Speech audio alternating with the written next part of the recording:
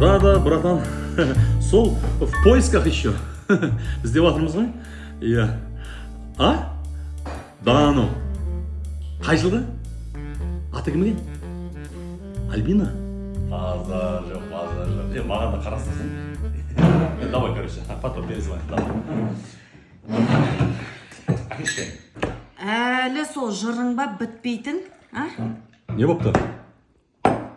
Алмайсың деп айттым ғой саған, алмайсың, бітті. Алам. Қысқарт әңгімені. Алмайсың. Өзім білем, алам мен. Алам дедім ба мен? Мына ыстық шайды бар оқа, бетіңе шашып жіберем.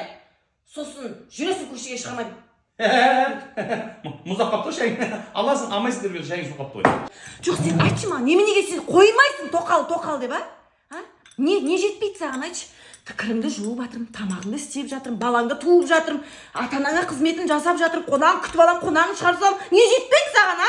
Қарашы міне, бір әйелің бар да сенің, бір әйелің. Зачем саған екі әйел, айтшы? Вот алам. Мен дешем, мынау әйелдерді вообще түсінбеймін. Жоқ, сендер ше, бір бала туғаннан кейін неғып екінші баланы туа бересіңдер? Баланың үстіне бала неменеге туа бересіңдер? Соны айтшы маған. Вот ақымақ, айтып отырғаның қара, ақымақ.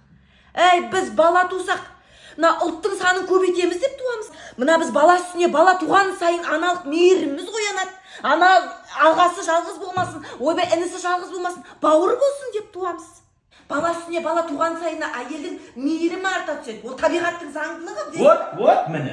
Бұлдай табиғат, біздің де табиғатымызда бар. Көрдің бе?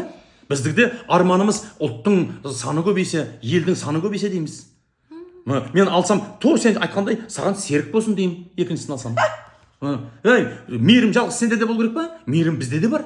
Менде қатын үстіне қатын алған сайын мейірім артып, мейірлене бастаймын. Болды, ішпейсің шай. Ішпей-ақ қойдым. Керек емес суып қалған шайың. Ішпесің! Ішпеймін.